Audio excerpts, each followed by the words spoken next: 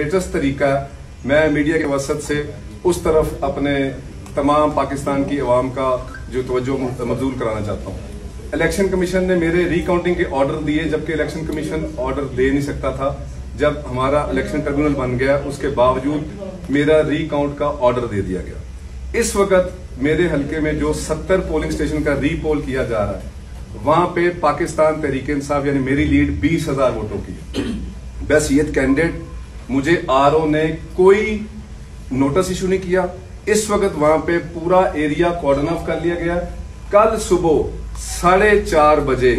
नामालूम अफराद, मैं ये मीडिया वाज़ेह तौर पे बता रहा हूं, नामालूम अफराद ने मेरे वहां से bag election commission office Gujranwala से लिए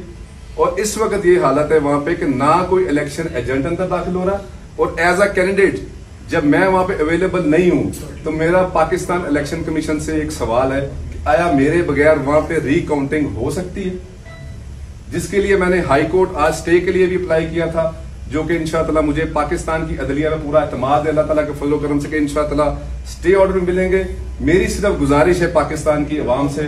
मीडिया के थ्रू कि सिर्फ मुझे बता दिया जाए कि इस मुल्क में कानून या इंसाफ नाम की कोई चीज है या नहीं है, और अगर मेरा यही कसूर है कि मैं अपने लीडर इमरान खान के साथ खड़ा हूं तो अल्लाह ताला के फजल करम से मुझे जो मेरी अवाम ने 1,17,000 वोट दिया है वो अमानत मैंने इमरान खान तक पहुंचाकर दम लेना है और इंशाअल्लाह अपने 1,17,000 वोट की अल्लाह ताला के फजल करम से आखिरी सांस तक हिफाजत भी करनी है इंशाअल्लाह। आप बात पंजाब की भी बता देंगे क्या क्या उधर है? पंजाब के बहुत से ऐसे हल्के मौजूद हैं जहां पे रिकाउंट की एप्लीकेशंस दी गई हैं और उनको अननेसेसरी जो है वो बुला के उनको मैं समझता हूं कि हरासा ही किया जा रहा है और एक